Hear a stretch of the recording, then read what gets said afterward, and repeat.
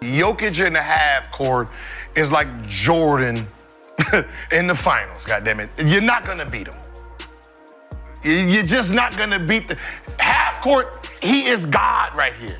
He's picking you apart. He picks you gotta speed the game up so his big ass gotta run back and forth and hopefully he can get tired. Not getting tired. I know he ain't. To me, he's Magic and Kareem on the floor at the same time. Yeah. He's a guard, he makes great decisions, hell of a pass. And then when he wants to be Kareem, he goes down and dominates. So he's a special player that does a lot of things. With every accomplishment he makes, every accolade solidifies his position in NBA history, and his record-breaking numbers make it impossible to overlook his expanding legacy. Nikola Jokic is rapidly rising through the ranks of all-time NBA greats, surpassing historical players. How do other NBA luminaries feel about his journey? Does he genuinely belong among the game's elite? His ability to lead his franchise to victory has further reinforced his position as one of the most dominant players of his age. Jokic has been at the center of numerous discussions on his brilliance and worth as a superstar. His unorthodox approach, which combines size, skill, and elite playmaking, has completely changed the definition of what it means to be a big, dominant player. Do the older NBA players accept his innovative approach to the game, or do they see it as a break from what made previous legends great?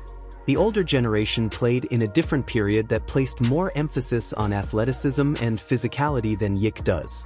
As Michael Jordan, who is largely considered the best basketball player of all time, continues to leave his mark with outstanding performances and historic accomplishments, he has now spoken out about Nikola Jokic. In a rare comment, Jordan acknowledged the Serbian big man's influence on the game. Jordan lauded Jokic's versatility and court vision, stating that his style of play is unique, making him one of the greatest of all time and revolutionizing the game. With his support that Jokic's status as one of basketball's elite players is becoming indisputable. Larry Bird, one of the greatest basketball minds in history, is frequently compared to Jokic.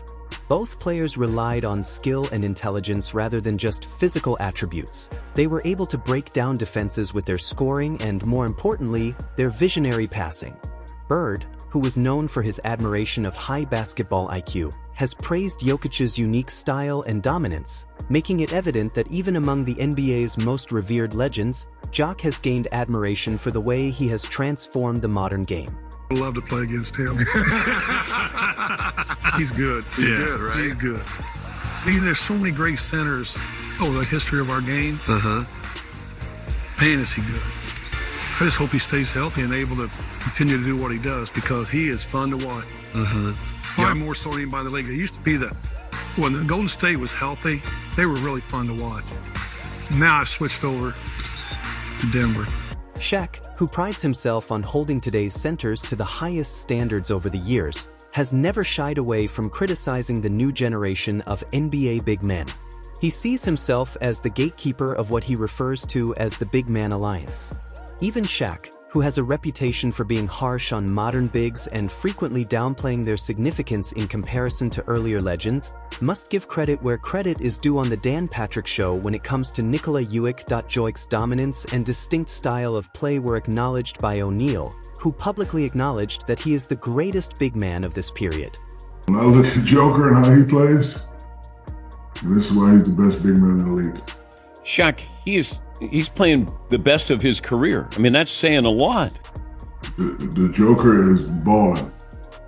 Nothing but respect for him. I don't know if he got mad at me last year, but when I said that I think Shea deserved the MVP, but I actually hope he is mad, because I love the way he's playing. Like he shoots a three and all that, but he mixes it up. Shaq acknowledged that after Jokic won another MVP award, he initially downplayed his dominance. This isn't shocking shock, as Shaq has established a reputation for being tough on modern big men, believing that his direct criticism motivates them to get better. However, if there's one player who doesn't let outside noise affect him, it's Nikola. Rather than replying with words, Jokic has just improved his game, demonstrating his greatness with each performance. For many, Jokic has already overtaken Shaq in the all-time rankings, and paradoxically, he has shown why Jokic has a far more adaptable offense. Unlike conventional big men, Arsenal's elite three-point shooting allows him to stretch the floor, making it nearly impossible to restrict his offensive game. Jokic isn't just fantastic, he's reinventing what a dominant big man looks like. Shaw noted that no other center in NBA history has had this degree of dominance from every region of the court. Jokic is the best big man in the game. The best player in the game. I apologize, the best player in the game. I like him because as a big man, he's an old school big man and a new school big man. You know, I don't like 7'4" or 5" shooting threes. He has that ability, he goes to it. But when he needs to get in the post, That's where he starts. he goes in the post. He makes his guys great. He's going to play his way. Love the way he plays. What sets Jokic apart from many big men who have abandoned traditional post play from Shaw's scathing critiques of contemporary NBA centers? Nikola Jokic himself admits that he can use strength and footwork to overwhelm defenders in the low post, just like he did in his prime, but he also brings a level of versatility never seen in a center. He can step outside and shoot threes like a shooting guard, act as a playmaking hub in the post like Arvydas Sabonis in the nines, and orchestrate dribble handoffs and screens at the top of the key like Domantas Sabonis in today's NBA. This unparalleled adaptability solidifies Shaq's legacy as one of the greatest centers in NBA history, which was orchestrated by none other than Jerry West, the legendary executive and former player known as the Logo. At the same moment, additionally, West gambled on a young high school prospect named Kobe Bryant, demonstrating once more his unmatched talent evaluation skills. Given this history, Jerry West's words about Nikola Jokic carry a lot of weight. West has played with Wilt Chamberlain, faced off against Bill Russell, coached Kareem Abdul-Jabbar, and constructed the Lakers' defense around Shaquille O'Neal, thus he has direct experience with the best centers in history. Having seen every development of basketball excellence, he also oversaw the Showtime Lakers of the 1980s, which were led by Magic Johnson, the NBA's first genuinely dominant big playmaker. West's high regard for Jokic solidifies his status as one of the greatest of all time. Jokic is a joke, okay? He's a joke. You watch him play. Different. And you look at him, and everyone's talking about, well, he doesn't do this, he doesn't do that. If you watch him around the basket, he absolutely will shoot the ball, touch it, and catch it on the other side before these guys move. That tells you how good he is. Jerry West emphasizes the subtler aspects of Nikola Jokic's game in this comment that many casual viewers could miss. Jokic's touch basketball IQ and dexterity qualities, which enable him to control the game and get rebounds without depending on raw athleticism rather than leaping high for rebounds, are notably highlighted by West. Jokic carefully positions himself to dominate in unusual ways by employing talent and anticipation. Known for being skeptical of European players, Gilbert Arenas has also been an outspoken opponent of JIC. In his podcast, he reiterates many of the popular criticisms of JIC for not completely embracing the Nuggets' domination. Jokic is probably, statistically, when it comes to overall game, the worst MVP winner. He's the worst MVP winner in the last 40 years. Why you say that? When you're talking about MVP, the guys outside of first and second place, their teams was first and second place. The people who won the MVP, their teams was first and second. Gilbert Rass's first flaw in his argument is that he doesn't comprehend the requirements for the MVP award. MVP is not strictly about which team finishes with the highest seeding. This is evident today with dominant teams like the Cavaliers and Celtics, whose star players may not necessarily be top-tier MVP candidates because their success is largely due to strong team construction rather than individual dominance. Meanwhile, the Denver Nuggets lack depth and a well-rounded supporting cast, yet Nikola Jokic elevates them into one of the most competitive teams in NBA history. When he plays, they contend at the highest level. When he sits, they struggle immensely. His ability to enhance the play of everyone around him is precisely why he is one of the most valuable players in the league. Arenas has claimed that Jokic is one of the weakest MVPs. Statistically is simply inaccurate. Jokic consistently puts up staggering numbers and shatters statistical records throughout the regular season. This take only highlights Aris's lack of attention to Jokic's performances, shifting to a more credible and respected media presence. As a former powerful big man himself, Charles Barkley has a very different viewpoint from inside the NBA. Barkley, who is renowned for his fiery hot takes and fearless honesty, has publicly attacked the Denver Nuggets front staff, claiming that their management has failed. Barkley thinks Jokic is a once-in-a-generation talent, and he doesn't hesitate to criticize the franchise for not giving him the support he needs to reach his full potential as a champion. Barkley knows what it's like to play for teams that didn't develop a genuine contender around him. Barkley's fervent criticism of the Nuggets' treatment of Jokic carries a lot of weight because he recognizes the weight of wasted talent. They won a championship, but they just let guys go. If you got a guy that great, you got to win some more. Because he got another 5 years. When he gets older, his game gonna still be fine. Because he's not the most athletic brother in the world. And I'm telling you, you cannot waste this guy's prime. This guy's the best player in the world. Get greedy. The same thing was said about LeBron James during his first stint with the Cavaliers in the 2000s or Kevin Garnett on the Timberwolves prior to that time. Sometimes bad management can destroy a player's chance at attaining true greatness. You only hear this kind of complaint when talking about an all-time great. NBA greats like Charles Barkley are aware of the importance of franchise leadership in determining a player's legacy. Despite these stark differences, Noah, a defensive specialist, also recognizes what most casual fans miss about Jokic's defense, while critics frequently point to it as his only weakness. Joakim Noah was one of the great defensive anchors of the 2010s. His years as a premier center in the league were relatively brief, but his impact was undeniable. He was the complete opposite of Nikola Jokic, known for his relentless defense but extremely limited in other aspects of the game. Many fans remember Noah for his unconventional and awkward shooting form, which made him famous in NBA circles. To dispel that myth and demonstrate how Jokic adds genuine value on that end of the court, one of the best defensive minds in NBA history is here.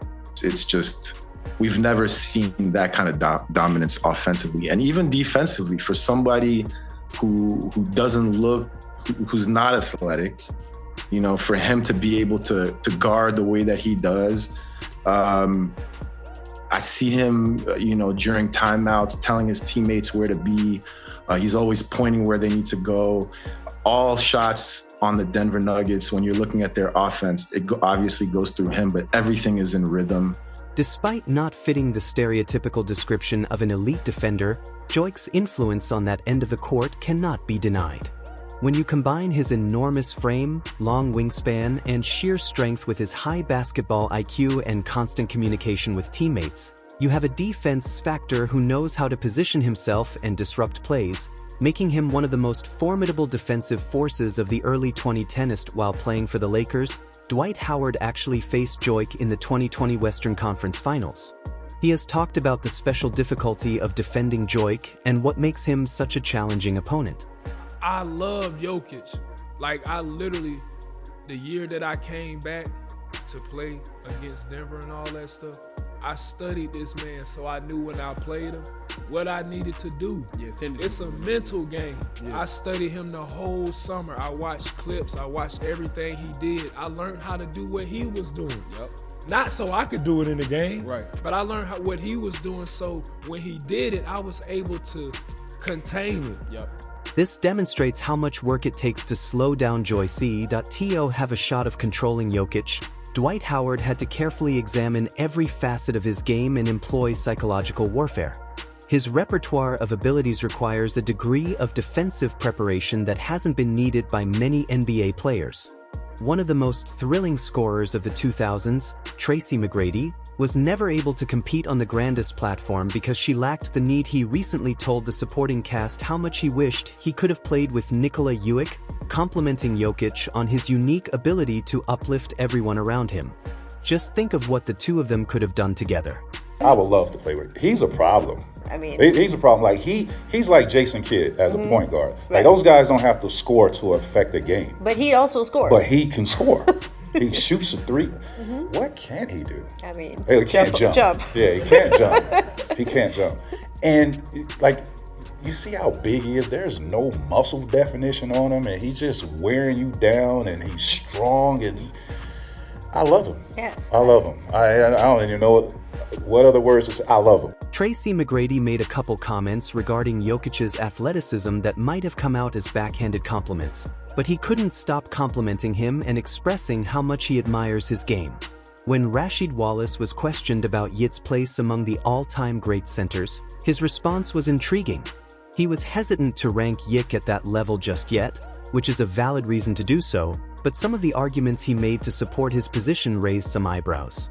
His excitement and admiration for Jokic's skill set sounded entirely genuine. The longevity would tell you if you're going to be good or not. Right. So I think it's still too early to tell for Joker. For sure. He's a good player, don't get me wrong. You know, he's kicking ass. But, yeah. You know, it's still a little too early to tell or put him, to me, in that category with those centers you said, because shit, let me see. Shaq got what, 4? Dream got 2. And David Robinson got 2.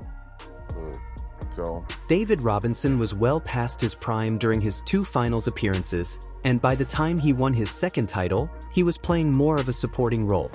Therefore, it is illogical to argue that Nikola Jokic isn't on par with Robinson based only on championship rings. This ignores the entirety of their careers. As the floor general for some of the best teams of the 2000s, including the 2004 Detroit Pistons, where he won Finals MVP honors as one of the best point-of-attack defenders of his time, Bops, who is currently the head coach of the Portland Trail Blazers, had a lengthy and illustrious NBA career known for his high basketball IQ.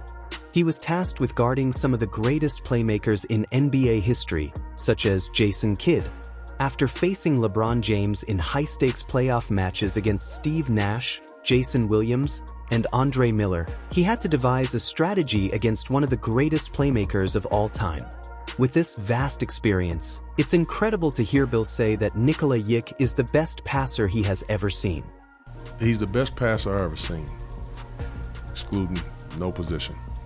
He's the best I've ever seen passing. It's funny, like when I was young in the league, and I can remember like Arvydas Sabonis was over here, and he was older, and I'm just seeing him doing these passes, and he makes threes, and I used to always be like, dang, I wonder what he looked like when he was young. And I imagine that is similar. Regarding Nikola Jokic's influence on today's game, Kevin is considered by many to be one of the best defenders in NBA history because of his unwavering passion and ferocious competitive spirit. He was a formidable force that refused to be subdued by any opposing big man.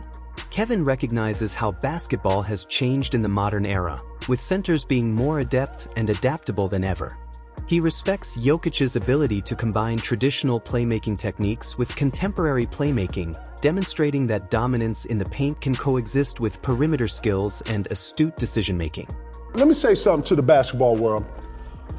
Man, when you're in the post and you get 11 dribbles, man, if you get 11 dribbles in the league, man, that's like unheard of. Joker's getting 7, 8, 9, reject, spinning, half spinning, coming out the spin, pump fake. Man, come on, man. Where the guards at? Listen. Where the guards at, bro? Come on, man. You can't stop no nigga like that. This is what's happening. You know why he getting 11 dribbles? Because everybody's so scared. Yeah. Because he picking them apart. Paul Pierce is entirely correct that it's never easy said than done. JIC easily wins one-on-one games and will punish you further if you try to assist him. His passing skill makes double teaming a risky proposition that forces defenses to make tough decisions. Pierce has his own opinions about JIC, and he doesn't hold back. The Joker is dominating the league, making even elite defenders appear weak. Regardless of how good or strong his opponents are, JIC keeps taking them down with his special combination of size, talent, and basketball IQ. Is shredding the 4-time defensive player of the year. And the #1 defensive. He's making them look like kids. I've never seen nothing like this. Versus like is this the #1 defense in the league? Yeah, it was for most of the year. Yes, sir. No, I'll say this though. This is wild. Many people consider Kareem Abdul-Jabbar to be one of the greatest centers of all time because of his dominance in the paint and his signature skyhook, which made him one of the most unstoppable forces in NBA history. Nikola Jokic is demonstrating that he can make difficult shots close to the basket with amazing touch and finesse, but Kareem emphasizes what really makes Jokic stand out: his elite playmaking ability. Abdul-Jabbar admits that even though Jokic was a prolific scorer, his capacity to motivate teammates and direct the attack makes him much more special. It's nice the way he moves the ball around when he doesn't have good opportunities.